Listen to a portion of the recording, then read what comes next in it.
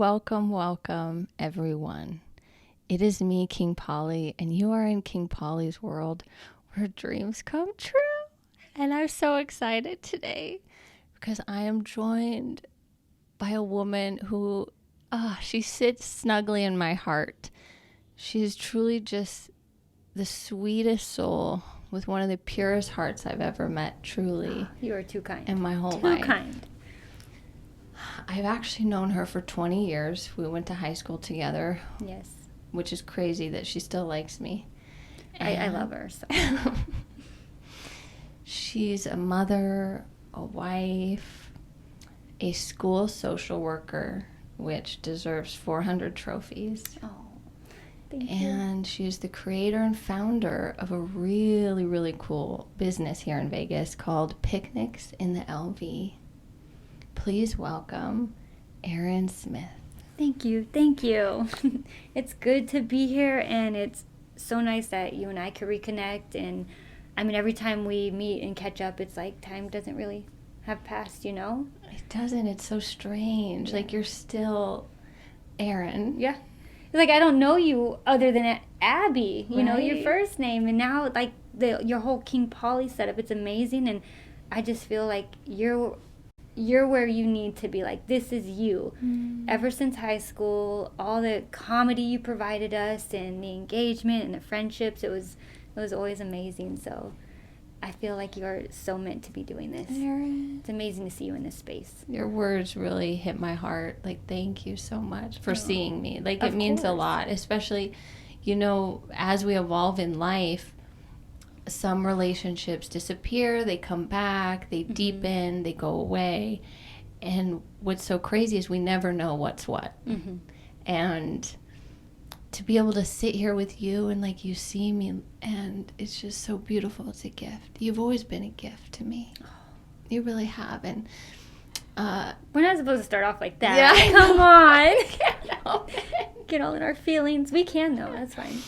And I was like BFFs with your twin sister. Yes. And you had to put up with our shenanigans quite a bit. It was comedy, though. Like, you guys brightened up my day walking home from school. Can I share with your audience a little bit about why you guys were so funny? Of course. So her and my sister, like, they would get together. They had jokes for days. But a couple things, like, I strongly remember is dumpster diving. It was outside of my house. Our neighbors had, you know, they bring those big old metal things and, you know, put boxes and stuff when they're cleaning things out. So her and my sister decided to just jump in, you know. And I think after that, there was a Walgreens run with some drawn-on facial expressions, I believe. And it was just never a dull moment with those two. So I'm happy I got to witness their relationship grow. But in that time, like, you and I grown together, because you and I had, like, the same classes.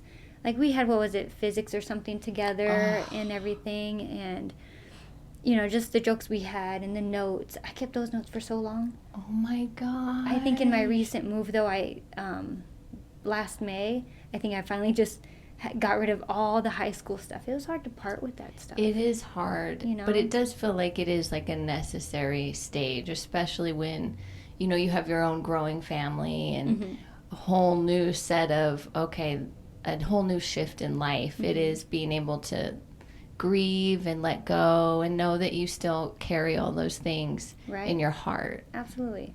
Oh, I totally agree. Yes, me and your sister, we made best friends with the Walgreens photo guy. Yes. Because we were always taking crazy disposable pictures, which you had to wait 4.5 years to ever see. Yep. We didn't have the fancy phones and the editing and the filters, none of that. No. So it was always a surprise and shock when we got our photos back. Yes. Amazing, though. It really was. I should have brought some next time. Text me some if you have some. Oh, I do. I have some from my 18th birthday at Texas Station. You do? Yes. We were bowling. Bowling. Texas Station. When was the last time you were there? Years. Like, I know it's closed now after COVID. Yeah. The Texas Station and the Fiesta right next to it, closed ever since COVID. Oh, my God. I didn't even know. Yeah. Wow. Now that's an end of an era. It Wow. was. That's gnarly. Yeah. Wow. And when we were in high school, you did the really smart thing. You were always far more intelligent than me, it felt like, in terms of just life decisions. And so you were able to kind of start college a little bit early. Yeah.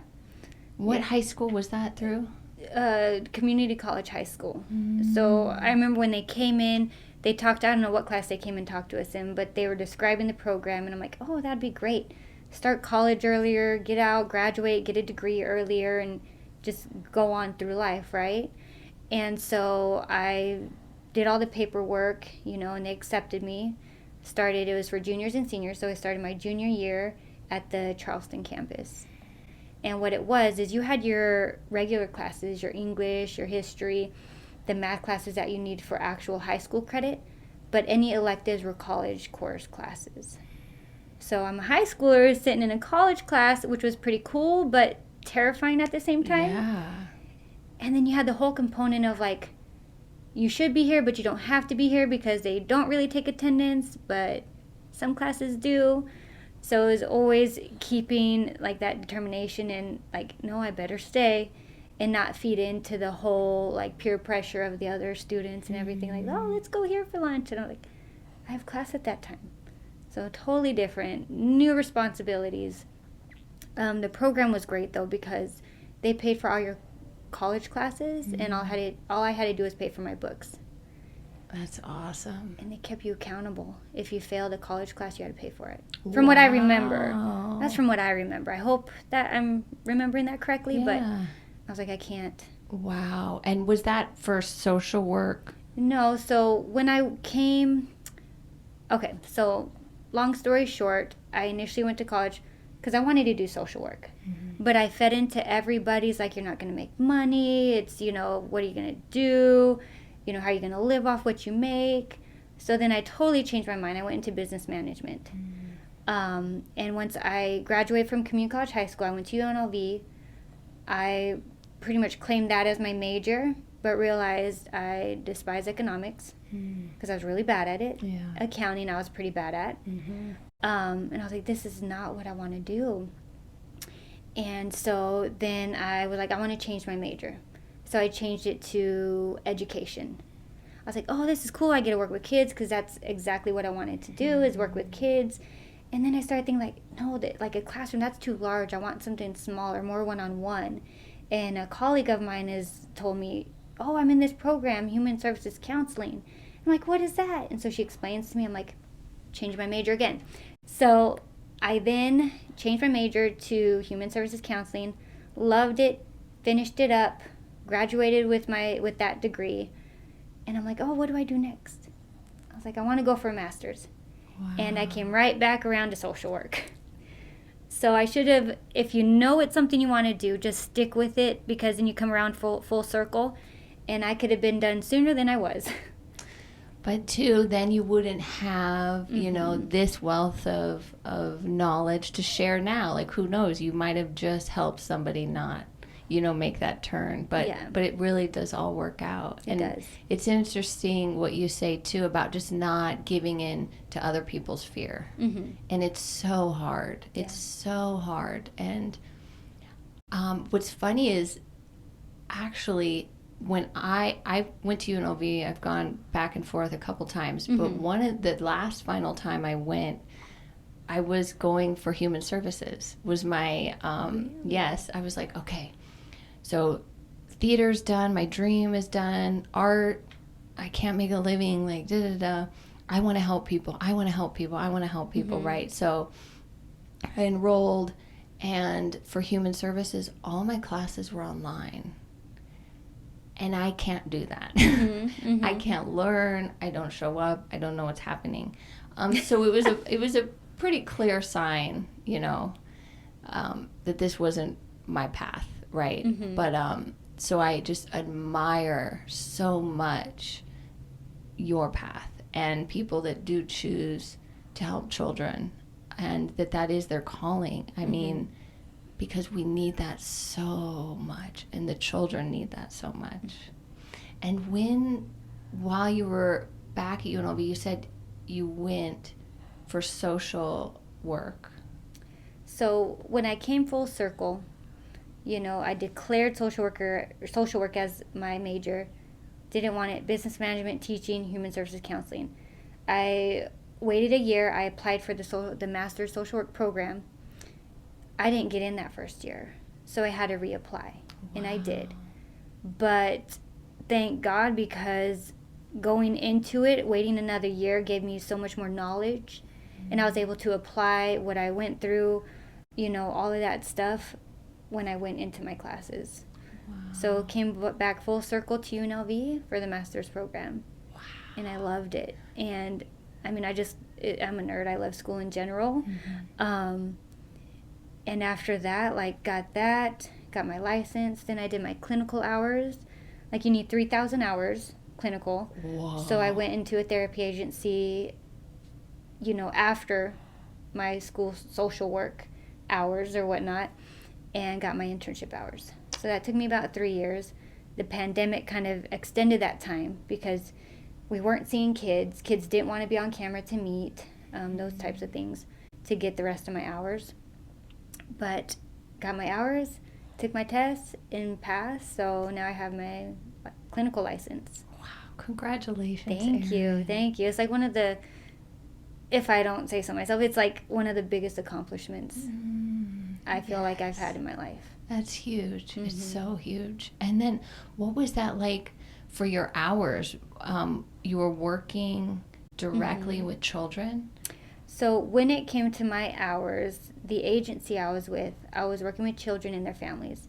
So I did a lot of in-home therapy. Mm-hmm. I would go to the house, do the therapy with the kiddo, then do a family session. And I had 7 to 9 clients, and it was always driving to their houses, which was a lot of work. I didn't have my own office. I'm a new intern, so that's how it was. You're only approved under certain insurances to be able to go out as an intern. And it was those clients that had that insurance. A lot of driving, a lot of gas. And a lot of that's a big thing. You're entering these different worlds by entering these homes. Mm-hmm. And you don't know what you're going to encounter. Exactly. And how do the families find the help? Is it all through insurance? It is. It can be. If a family's hey, we probably should look into some therapy, they can look into their insurance and stuff. But coming from a school perspective, when I meet with students and I find that there's a concern or they went through some suicide ideation type things, we call home, we provide resources. So that's another way that, families and students could get therapy and find out about it. Some of the families I work with are not knowledgeable about those things.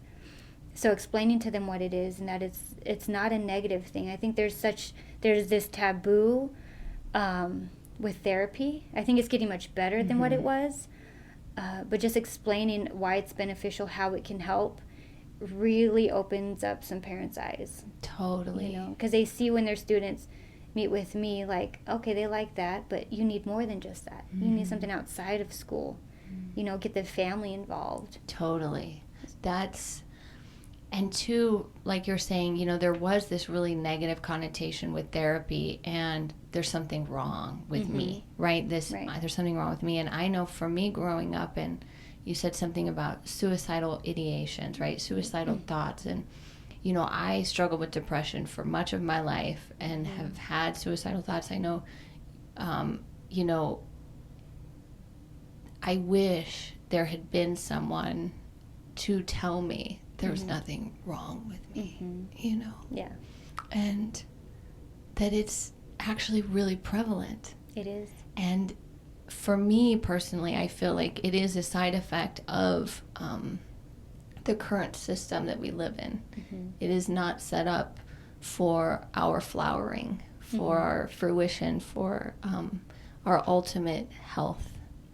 And it's just such a beautiful blessing that you're there for children and for their families, because it's a whole organism that needs new information. Yeah. And with just like therapy and things that families go through, it's like so generational that their parents have gone through their situations, emotional, behavioral. Their parents have gone through those things. And it's a whole cycle that pretty much has to be broken. And you have to identify students, all these students have so much potential. But the way they grew up and the only thing that they've ever known is within their family and their family. And it's just a repetitive cycle. 100. That's one of the quotes I always think about is Stephen King talks about just growing up in a home of dysfunction or a home of alcoholism. And he says it's like growing up with an elephant in the middle of the living room. Yes. It's always been there. If somebody else were to come into the house, they'd be like, what is that elephant doing in the middle of the room?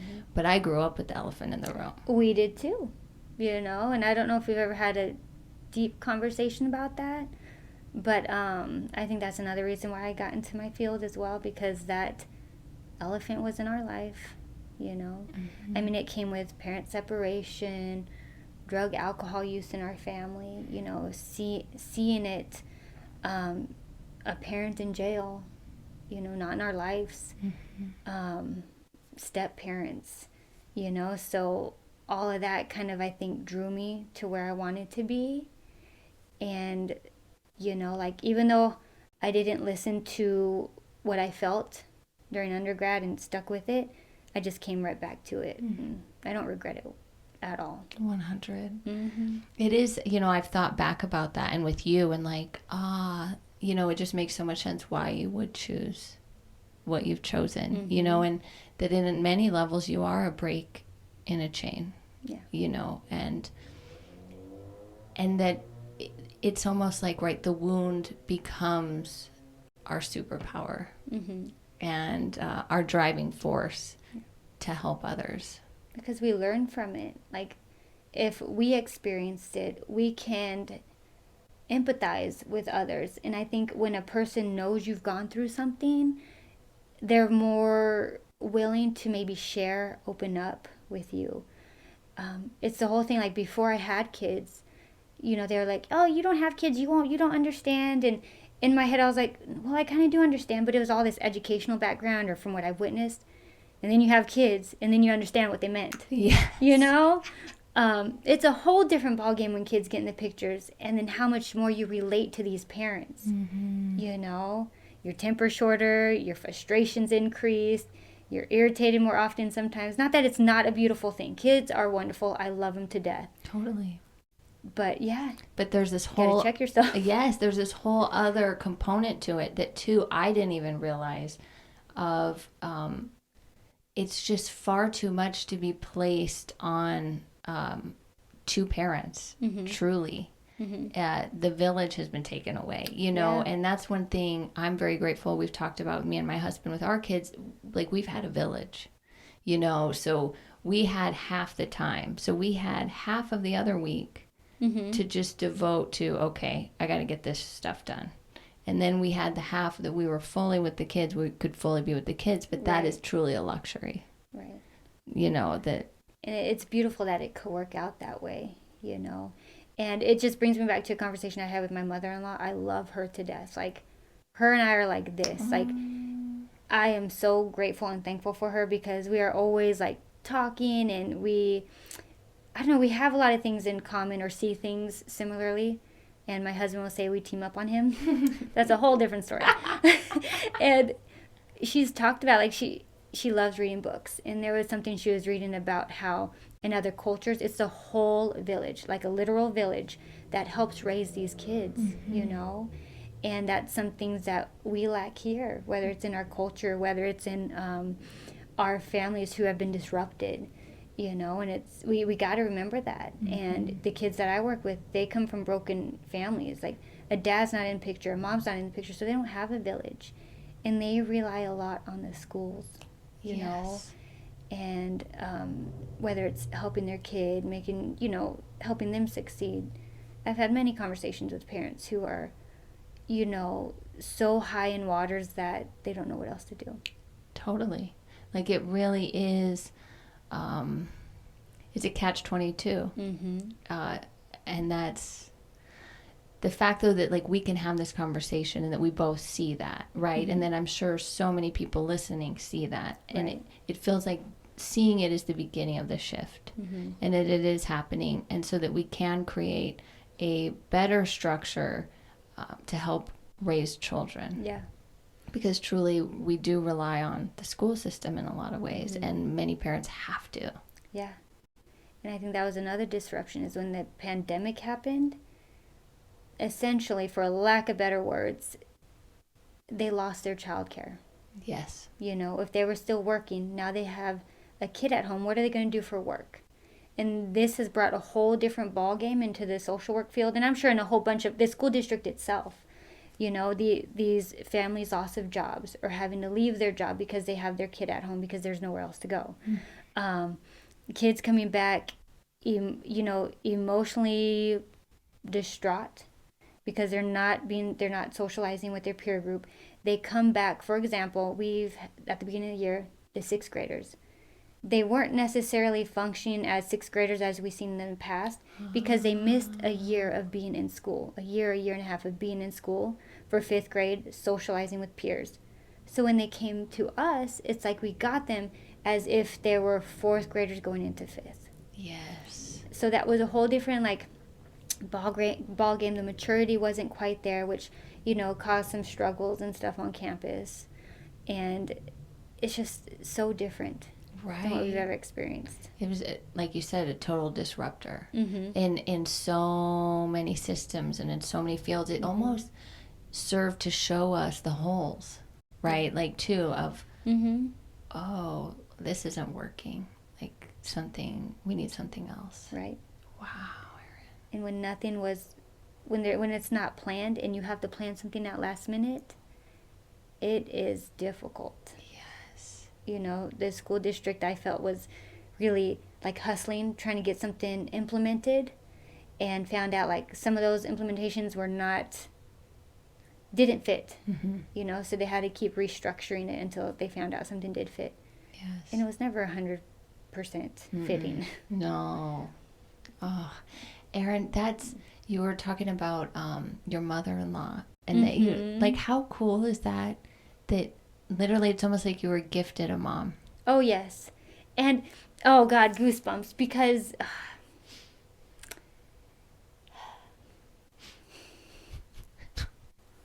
it's hard, you know, and to know, like, you know a little bit about my history, and knowing when my mom passed in high school, you know, going throughout, like, high school graduation, 2 college graduations, you know, and some failed relationships, and not having that mother figure was hard, you know, and then meet this great man, and that's a whole nother story on how I met him, but to meet his mother, I instantly in love, you know, and she just took me in. And she would tell me, like, I've had 3 sons, I never had a daughter. Like, she has another daughter-in-law, and she's so amazing, too. Right. But to gain her as a mother figure has been amazing. And having kids and having her as their Grammy, it's just been amazing. When you talk about the village, like, she's there. She's so supportive and so insightful, and you can just bounce ideas back and forth with us. Like, it's just back and forth. I'll call her. I called her 9:30 at night. She's like, yeah, I'll pick up Lily, which is my older daughter, you know. And she's always willing to help. And planning events, like planning my wedding, she's so involved. Planning the birthdays, so involved. In this creativity, she is so creative. You know, she makes things by hand, and it's just that authentic mother, Grammy person, you know? Yes. And yes, you're right. I've been gifted. And you hit me in my heart. It's so beautiful. It is. It's an earth angel, you know, yes. and I'm sure that in many ways, you know, your mom on the other side was involved in this and in all of your graduations and in your wedding. And, you know, it was when we were in high school and when your mom passed, we're in high school. Like, I don't have a full awareness of what that means. Yep. And looking back, and it's just like, wow. And I have thought about that. It's come up in me, and just like the strength of you and your sister, and your courage and your ability to continue on. And your house was the first house I ever heard Buddhist chanting. Yes, yep. And it was in honor of your mom. Mm-hmm. And oh my gosh, I remember that night. Yep. And it was so beautiful, and I was surrounded by Buddhist chanting. I was like, wow, this is truly like a really beautiful experience. Right. Thank you, Erin, for sharing that.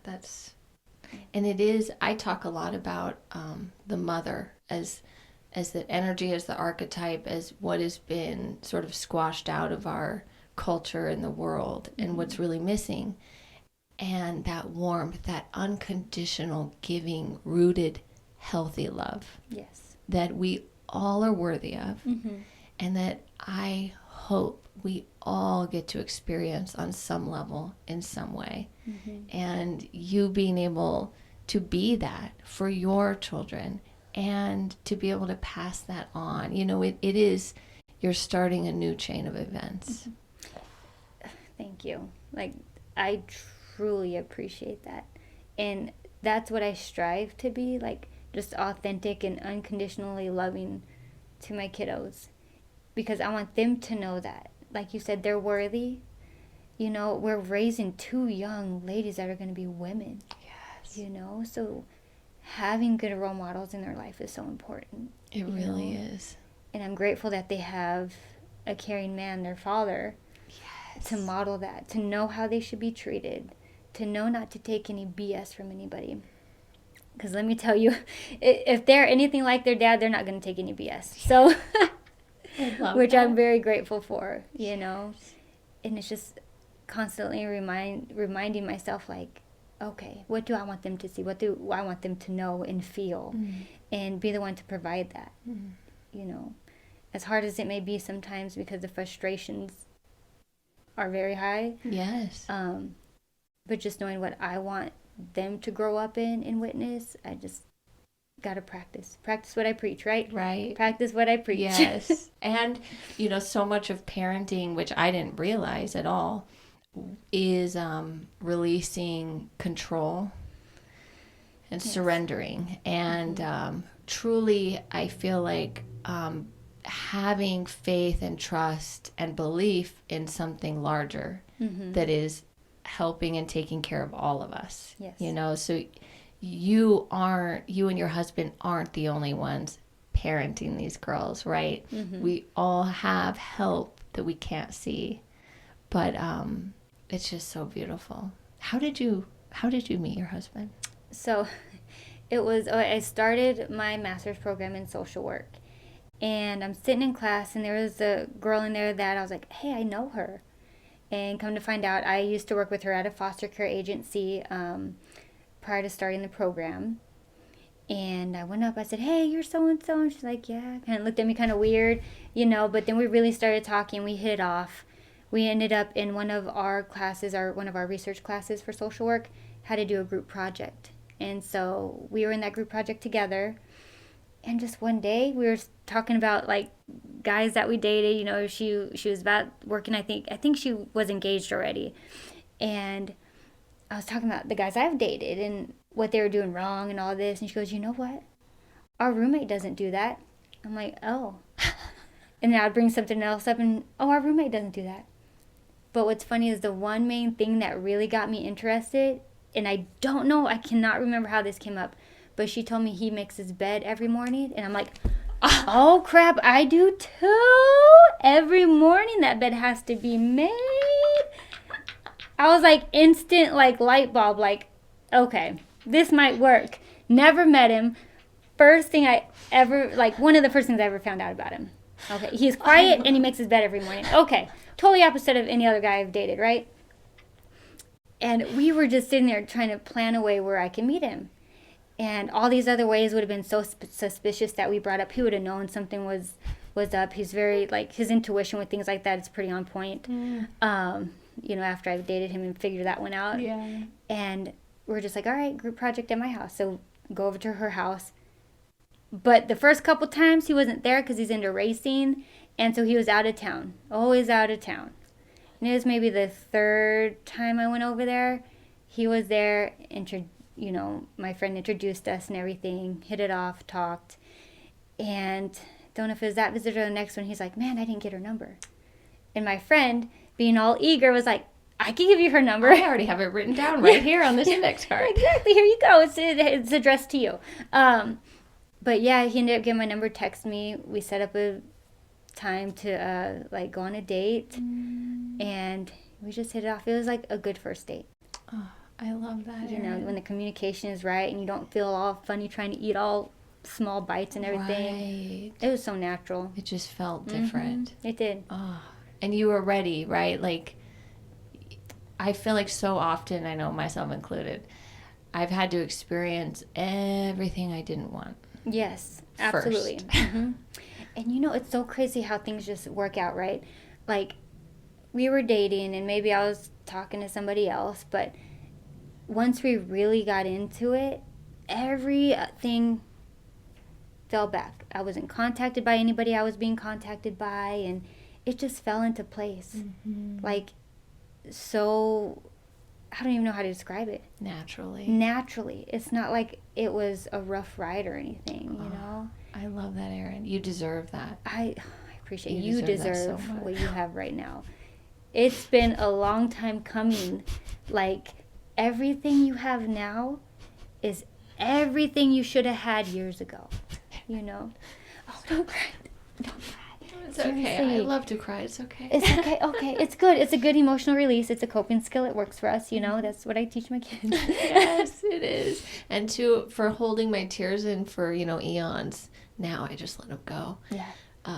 But that means a lot. Thank you, Erin. Yeah. It does. And again, I had to become the woman I am in order to even be able to handle this life. Yeah.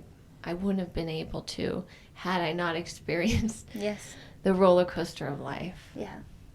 What year did you meet your husband? Oh my gosh. Well, that's a good question. He's gonna kill me for this. It was my first year of grad school. So whenever that was, what was it? I think 2013 or 14 was when I graduated. Maybe 2011. Wow. I could be mistaken. I'm sorry, babe. That's awesome. Wow. Over a decade then. Yeah, we've been together probably like 10 years now. Yep. We just had our wedding anniversary on April 8th. Congratulations. Yep. How many years married? 6. Sorry, I had to count the years. Like, okay. I'm 6 too. We've been married 6. Really? Yeah. Oh. Yeah. Well, congratulations. Thank you. I keep telling my husband, I'm like, all right, next year's that 7-year itch. Can't wait for that 7-year itch. You better not scratch it. That's what he's going to We joke about that. That's funny. But for us, it feels like it took us a while. I mean, me personally, I had so much baggage, so much I had to work through. But you found the right person to unpack it with. That was, and it's funny you say making his bed was that. Instead of a red flag, we'd call it a green flag, right? Yes. Was your, like, okay. It was so strange, too. That is. I mean, I don't make my bed. I love, of course, you make your bed every morning. I love that. Uh-huh. And I know for me, with my husband, the green flags were he was sober, so there was no alcohol. That was number 1 where I went, oh, my God. Number 2 was he had a garden in his backyard. Stop it, really? Which was always my dream. Yes. 3 was his children, our children, meeting them. That was 3. And then 4 was he had a box of essential oils in his bathroom. And I was like, all right, we're good. Here we go. Yeah, it's going to happen. It's happening now. This is good. I love that, Erin. Oh, my God, I love you so much. I'm so happy to see you. I haven't seen you in maybe a decade. Oh, actually, you know what? You met him. You met my husband that night. He was there? He was. Oh, wow. I mean, he's just very quiet, so maybe not. Yeah, he was there. That was maybe like 7 years ago. No, it couldn't have been. It was maybe 8 or 9. Oh, I'm thinking. Yeah. Oh, wow. That's so cool. Hello again. Sorry. I do remember now. Yes, okay, yep. It just came back to me. Yeah. Yes. I haven't met your little babies yet, but they look so sweet. How old are they now? So my older one is turning 4 in June, and my baby will be 6 months on the 8th of May. Wow. How was the delivery? Second one was better because it was scheduled, but she still came early. First one was 20 hours of labor. Wow. Yeah. So going from 20 hours of labor to something that's scheduled was nice. It was all like C-section. Mm-hmm. And that's why we had the second one scheduled for a C-section. But she came 2 days earlier than that date. But it all worked out. And knowing what to expect was helpful. Totally. You know, and it just, the second one was easier. Yes. Mm-hmm. That's what I've heard. Yeah. I know too, like, for me, when I was born, my parents didn't have any health insurance. They found that out right before. They thought they did. Really? And so they were like, okay, we got to be in and out. We have 24 hours in the hospital without insurance. So 24? Is what I was told. Okay. So it was very stressful. It was like, I don't remember any of this, but just I was kind of entered into the world in a very like chaotic way. Whereas my brother, then it was a home birth. Like it was all like, she was on all fours, and then he plopped out, and like, so I do, it is interesting, right? The firstborn and then the secondborn, it's a little like, I've done this. Like, yeah. I've done this. Yeah. Wow. Yeah. I can't even, I truly don't know how you do it. How you're able to, I don't even like the word juggle, right? But like, does it feel? It is juggling. Or it's just knowing what's priority at that moment. What's the, and I hate to say it this way, but it's like a checklist in my brain. Like, okay, I know these are the 3 things that are coming up next week. What days am I going to get those done? Yes. Like it's recently, okay, teacher appreciation week is next week. Okay, I work out of school. Am I doing anything? My daughter goes to preschool. My other one goes to daycare. Okay, I want to do something for those staff members because they're amazing. And then it's planning my daughter's birthday. It's everything you have to start in advance because you don't know what obstacles are going to come with kiddos, or if anything else is going to kind of interrupt and delay some things. So it's ongoing, and I think as a parent, that ongoing list gets draining. Yes. And it's even the little things like the grocery list, the dishes in the sink. When you talked about control and letting it go, it was very difficult.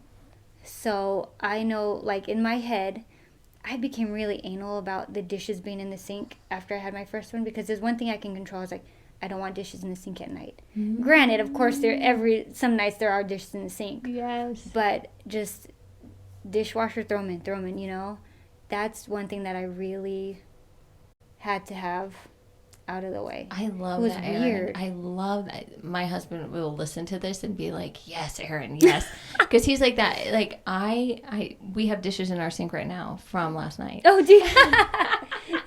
Oh, my God. And, he's always like, he's very much like, sees it. All right, let's do this now. My brain is, sees it, put it off. Yeah. Which you can't do. Yeah, I'm only like that with dishes, though. I'm more like you when it comes to other things. My husband is more like your husband, I think. You see it, just do it. Like, get it out of the way. Like, why wait? And in my head, I'm doing it, but physically, I'm not. Right, exactly. And then before I know it, it's been a week, and it's like, oh. My husband's helped me learn that of like, oh, that's how you get stuff done. You just got to do it. You just have to do it. Oh, okay. Yeah. In my head, I was like, I need a break from doing all of that. Well, you had 3 days. I'm like, oh, okay. Yes. I did want to tell you, if you ever need babysitters, me and my husband are available. Okay, 4:00 today? No, just kidding. Very serious. Really? Oh very my gosh. Serious. They would love you. Very serious. And two, he's so good with kids. Like, that's one of my favorite things about him, for sure. And I too, like, I wasn't always that way. I was very sort of closed and rigid, and couldn't see the actual, like, beauty present in a child. Yeah. And now it's shifted, and it's very much like, oh, they're like literally divine beings. Yes. Like, truly just sponges, just fully, you know. And it reminds me of all of the adults that I encounter now that didn't get the childhood that would create healthy behaviors. Yes. And safety. Yep. And that is absolutely what we see at, like, the school I work at. It's a school where it's lower economic status, and it's a much needier school. It's a middle school, of course, and that's what we see are these kids who don't necessarily, or didn't necessarily, have the upbringing, and currently don't have the upbringing to foster those healthy relationships and those healthy behaviors. So in my field, in my position, like, I recognize that, and what can we do here while we're on campus to make sure those relationships work out, to make sure we teach them these behaviors, or model them for them. You know, and these kids, they start growing on you. Yeah. Like, there's a couple, I'm like, let me just take you home. Yeah. We'll do good. Let me just bring you to my house, and, you know, we'll work on our relationships and everything. Truly. Yeah. And that's one of the reasons too, like, for my husband's vision of this, like, golf garden, but this element of a safe place for children, and a place other than school that would be considered, right, like daycare, where you are brought to a place where you can learn, you can play, be held accountable, be part of a team, lead, grow food, you know, these things that I think really children are hungry for. Yes. Yeah. Erin, I'm so grateful for who you are and what you do. Oh, I appreciate that. We were talking, I feel like this is a good time to do the top 5 you chose. Okay. Because the quote you said was so good. Okay. You chose top 5 quotes and principles. Yeah, quotes, principles. So I have a really good one that I share a lot with the students I work with. I let them know, like, hey, right now you're building your reputation. And if you reflect on what your reputation is now, is that what you want? If not, then you might have to make some other decisions. Yes. You know, because if people look at these students, like when they go to high school, we have this program, the Infinite Campus, you know, parents can get on there, teachers, all of that, right? And there's attendance tab, behavior tab, grades that they could look up. And those are the 3 main things, well, in my field, that I look up. So I'm sure teachers look that up and see what the history is, right? And some teachers, if they don't know the students, will base how they feel about the kid before they even meet them.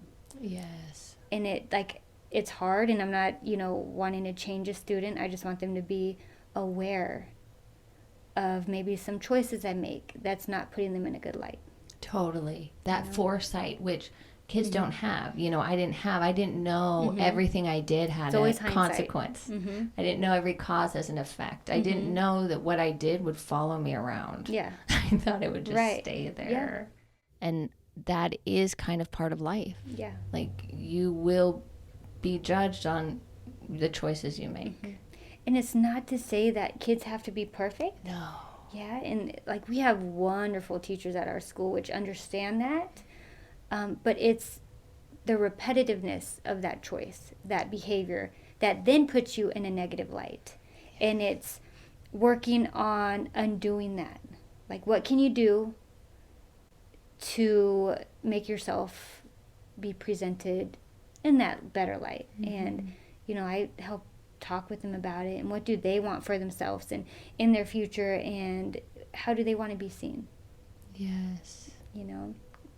That's beautiful, Erin. Thank you. And you don't even realize, you know, you can't realize even how many hearts you've touched. And even if it just seems like they don't hear you, right? Like it's in there. It's in there. And every moment we take to be present with a child matters and makes a difference. Like that really, it can almost be that simple of just being present for a child. Right. And I mean, it's any staff member like at our school that can do that. We have campus monitors that have built really great relationships with some of these students, because they're the ones escorting them to class and getting that conversation out and conversation going. It is the secretaries for the principals and assistant principals that really know some of the history of these students, because they see it, in our teachers, they see it firsthand if there's an issue. And that's how the students get directed to me. If it wasn't for all the teachers and them being so, I guess, open-minded to seeing what's going on, that there's more behind it. There's always a function behind the behavior, right? And when teachers understand that, they know, like, oh, there's something deeper going on. Let's see if you could talk to somebody about that. I love that. Yeah. May all of our teachers be that way. And we are blessed to have a good group. How long have you been at that school? This is my third year, and I love it. And you go like Monday through Friday? It wasn't always like that with the school district with social workers. When I first started, like 6 years ago, it was a referral base. So there was maybe 20 social workers. We each had 60 schools under us, whatever it was. That could be exaggeration, but split up between 20 social workers, all the schools in the district. And it was just referral basis. So a school would put in a referral, oh, family needs therapy, family needs to look into disability, or families looking into hospital care. It was a wide range of things. And we would help that family, help that student, go visit the student if we had to. But it wasn't always so hands-on, because it was a lot over the phone. And then when the dynamic started changing within a district, and they hired some social workers and mental health professionals under a grant, they were able to spread them out. And then we got placed into schools. So once the first school I was placed at was an elementary school. Loved it, loved the staff there, but then that school didn't qualify for a social worker. Oh, wow. So out of a list, I had to choose a school. Wow. What makes it qualify? Based off need. They were giving out surveys, and based off the responses to that survey, you either qualify or you just qualify for a social worker as a referral school. Like, there's always a social worker you can get access to, but it's either if it's on campus or not. And the list I got, the school is on there. I necessarily, if I'm being completely honest, like, I didn't want it because it was such a far drive from my old house. But it was yet the closest one compared to all the other schools. Oh, wow. And a colleague of mine was like, oh, don't choose that school. You're going to not like it and all of this. And I said, I'm going to have to. It's just the closest drive to picking up when I just had the one kid and, getting home. It was just in my schedule. So I was like, all right, no, okay, this will be the school I go to. I didn't even care. Like, they're on a innovative program, so you get extra money at the school. I didn't even choose a school for that purpose. It was only to get home quicker. Yes. Got to the school, fell in love, like almost immediately. And I think that was just maybe God's way of saying, hey, this is where you need to be right now. Totally. And, stop fighting it. Yes. Like, put your big girl pants on and start. Yes. And don't regret it one bit. Like, that's so beautiful. I plan on being there until they kick me out. I really love the school I work for. And that too, right? It feels like there's always then some voice of doubt. Oh, yes, that enters, absolutely. whether our own or another. Mm-hmm. And it's interesting, right, that all these like precipices in our life, we can think back to all the reasons why we shouldn't do it. And then after, wow, to see all the reasons why this is the one right asking to be chosen, and that you did choose. Yeah. And I'm just glad it worked out. Like, you always wish you could have that magic 8-ball to know where to go or can see the future, but you don't. So I'm glad that it worked out the way it did. Yes. Yep. Oh, Erin, I'm so happy. I'm so happy for you. No. I really am. And then one of the coolest things I think ever that you started too was picnics in the LV. Yes. And such a good idea. It's like my dream one day to have a picnic. One day. And I want to have like all of like my podcast guests and have a picnic. Yeah, can we do that? Let's collaborate on that. I really want Let's to. do it. Yes, I would love it that. It would be like a Mad Hatter tea party, but like just so cool, you know. Okay, this is happening. We're putting it out there. It's going to happen. Yay. We're going to do it. I love it. I love that idea. What made you begin that? So it was just strange how it happened, okay? I was starting to help my friend out for her wedding, like planning her decor and everything, because she knows like I did all my wedding stuff and my own centerpieces and all that. And so we were just talking through ideas, and I'm like, man, I really like setting things up, like tablescape and all of that, right? And in my head, I was like, it'd be cool to have like a rental place and people could, rent, and I could do a tablescape. And realistically, I didn't have the money or the space for it. Mm-hmm. It's like, there's no way I can do that. And I was like, oh man, I wonder what I can do. Lo and behold, I come across my colleague. She's actually was in the social work program with me. And she created her current career. And the first thing she started off with was luxury picnics. And I saw her post. And I said, oh my God, this is what I want to do. Yes. So I messaged her. I said, like, oh my God, this is what I want to do. Like, this is so cool. And she's like, girl, go for it. She's this positive, like, she's amazing. And her business, just to say the least, it has grown so much. And she has done big things.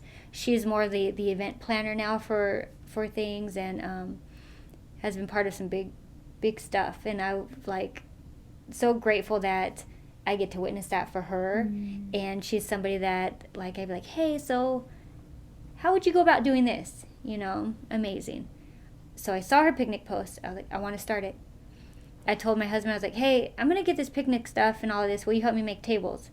He's like, what? Like, he kind of thought maybe it was just something temporarily. Mm-hmm. I said, no. So first stop, dollar store, getting like those little things to start off with. Finally got my husband to go get some wood with me. Got wood. He started making tables and everything. Got the pillows. And did my first picnic. It was just like a setup for like my best friends, Cherie and my sister. And then Cherie's husband, of course. And did the setup.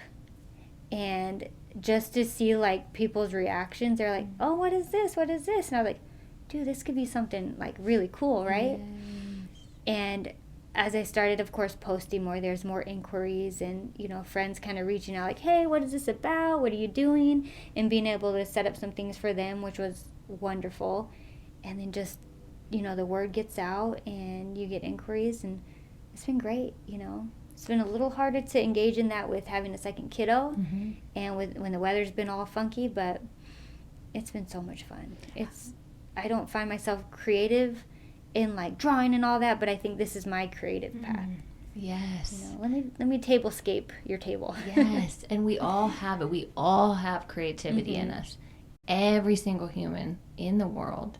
And it's so cool that you found this outlet and that it is kind of a cool seasonal thing. Yes. That it doesn't have to, fully envelop all parts of your life. Yep. But that it is a part of your life. It is. And I love it. And I mean, everyone's like, did you do it because of the pandemic? And I said, well, it wasn't necessarily because of the pandemic, because, you couldn't be indoors or masks. And if you're outdoors, it's that open space, and a picnic is perfect for that. But that wasn't necessarily my, like, initial, I need to do something because it's a pandemic and I need to get out and do something. No. It's just started from helping my friend plan her wedding to really, like, I really enjoyed this for my wedding, and I'm enjoying it for hers. And I enjoy setting up for baby showers and all of that. I'm like, why aren't I, like, doing more with this enjoyment? I love that. And you can, is it like 2 hours or is it different times? It's a 2-hour window you get. And I set up at their place of preference, whether it's a park, their backyard, inside. I set up when they arrive. I let them know what everything's there. And I said, okay, I'll be back at this time. If you need anything, message me, whatever it is. Come back. They leave, I clean up. It's very simple. Everything is set up for them. They don't have to do any work. You know, a lot of the time what I found is my clients are so willing to help at the end. They want to stack all the plates and all this. I'm like, don't touch anything. No, this is a service. Like, this is for you. You don't do anything. Just enjoy the rest of your day. That's amazing. That really is. It is. And everybody's just so willing to help at the end. I'm like, no, I got this. Like, this is what I'm here for. Yes. And because that's my, like, I worked in a flower shop. We would do different weddings and things like that. And I would have to then break down. And the breakdown at the end of the wedding, to me, was hell on earth. Oh, really? Really? Yeah. I literally was like, so the idea of being able to host a picnic, to show up, to be able to enjoy, commune with other people, and to have the photos, the experience, to be outside, which is one of my favorite things in the world. And the amount of parks here in Vegas, it's beautiful. And then to be able to walk away, like, that to me is my idea of heaven. Yeah. To not have to break it down. And I'm like, leave your trash. I got it.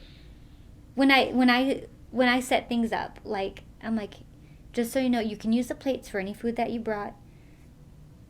If the food is still there, that's okay. Like, I sometimes have to tell some of my clients, like, it's fine. Just leave it. You know, this is, remind it's for you.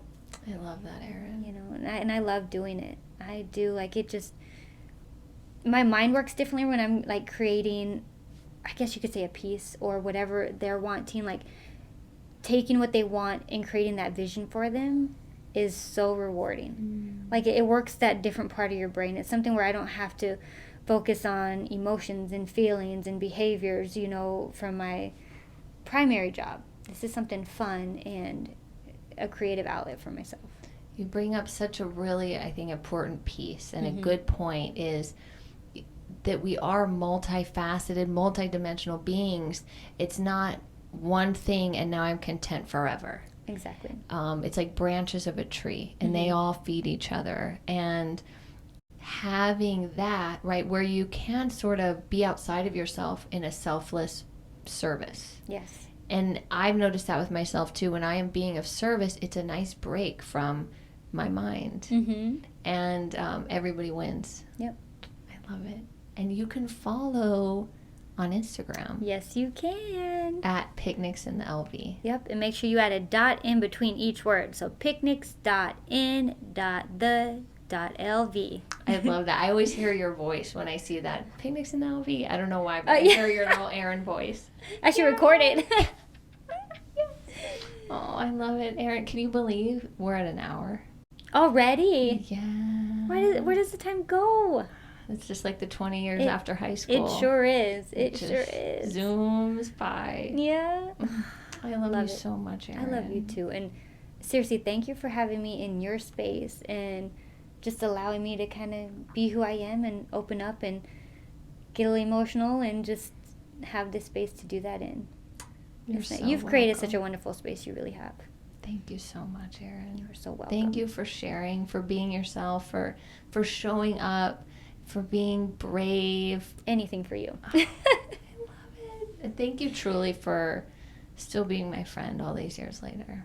Ditto. Same. I really appreciate it. Do you have anything else you'd like to share? Can it be about you? Yes. So one thing I truly remember from like high school is the nickname. Either you gave yourself or somebody. You used to sign your notes this way. Little Pinky. Hey! That is one thing like I truly remember all the time. All the time. Pinky. Little Pinky. Call me Little Pinky. Yes. Have you described your story about Little Pinky or showed them and everything? I haven't actually. Stop you bring it. up a really great This has been amazing. Point. I have a Little Pinky on my right hand, Yeah. which I never knew until I was in high school, one of my friends pointed it out. They're like, what's up with your pinky? And I was like, what are you talking about? And then I looked and I went, whoa, why is it so short? Little pinky. And it literally, at some point in my life, it had to have got jammed lower, something happened. Just stop growing. And it was my rapper name too. Yep. Yeah, that's my right. name is Pinky, and I'm here to say I like to beatbox every day. I ride up to my crib, I see my homie G's, I'm hanging with the crew, and bop it to the beats. I can't believe you remember that. I do remember that. I was trying to be a rapper in high school. But this is like authentically you. Yeah. And now you have the space to be that in. It comes right full circle, right? Thank you for reminding me of that. You are so welcome. I really appreciate it. I love it, little Pinky. Little Pinky for life. King Pollys, little Pinky. Yes. Thank you, Erin. Thank you for having me. I love you. You're truly an inspiration. It's been amazing. And thank you all out there for being here. We love you. We appreciate you. Yeah, and Luna's loving on me right now. Does that taste good? Yeah. We'll see you next time. Thanks for being here. Bye. Bye.